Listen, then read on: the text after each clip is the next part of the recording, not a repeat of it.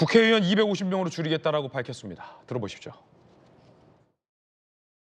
우리 국민의힘은 이번 총선에서 승리해서 국회의원 수를 300명에서 250명으로 줄이는 법 개정을 제일 먼저 발의하고 통과시키겠습니다. 이것이 인천에서 말씀드리는 우리 국민의힘의 네 번째 정치개혁입니다. 더불어민주당에게 이번에도 반대할 것인지 묻겠습니다. 야당에게 공을 넘겼습니다. 국회의원 수 250명으로 줄이자. 과연 민주당의 답변은 뭘까요? 자, 아직 공식 답변은 안 나왔습니다만 최혜영 원내대변인은 선거철 반짝 인기 위한 떴다방 공약이다. 박용진 의원, 안철수와 허경영의 길을 걷겠다는 거다. 김준우 정의당, 나쁜 포퓰리즘의 정수, 국민 유권자에 대한 우롱이다.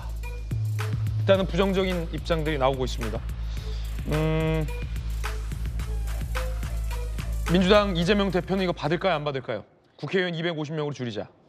이재명 대표가 이걸 받을 가능성은 전혀 없다고 생각이 들고요. 그렇군요. 그리고 지금 한동훈 비대위원장께서 저는 좀 뭔가 잘못 생각하고 계시다 이런 생각이 좀 들어요. 그러니까 국회의원 숫자가 많은 거는 이 삼권 분립 체제와 대의민주주의 체제에서 국민을 대표하는 게 원래 국회의원인 거거든요. 현재 우리나라 국회가 역할을 잘못하는 건 그거를 비판하는 거는 좋은 건데 국회의원 자체를 줄이겠다는 거는 국민을 대표하는 걸 줄이겠다는 거랑 같은 말인 거고 실제로 내각제 국가와 대통령제 국가를 좀 구분할 필요가 있어요. 우리가 흔히 대한민국에서 이제 정치권 쪽에서 많이 쓰는 표현 중에 제왕적 대통령제라는 표현이 있거든요.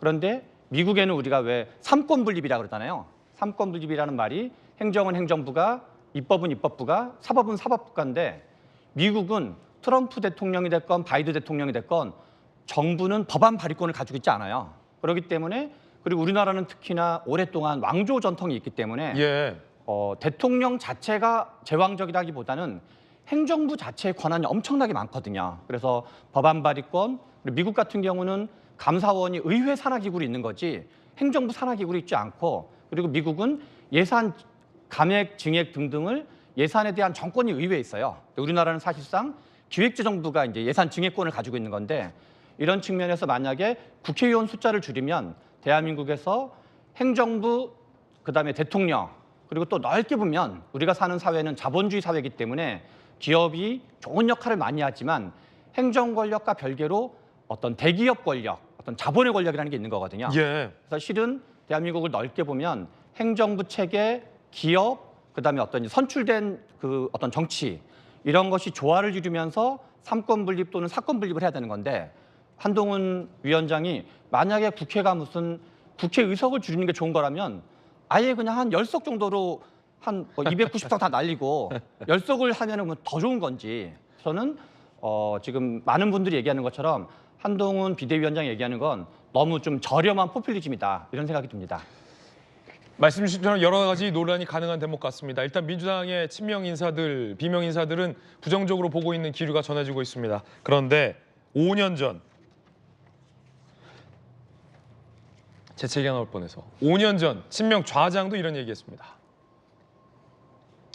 국회의원 250명 정도로 충분하고 남을 것이다. 정성호 의원입니다. 정쟁만 일상부에 있는데 의원 정수 늘리는데 동의할 국민이 얼마나 되겠냐. 친명 좌장이 5년 전에 이렇게 주장했어서 이재명 대표와 민주당은 어떻게 받아들일지 아니면 무대응할지 궁금해집니다.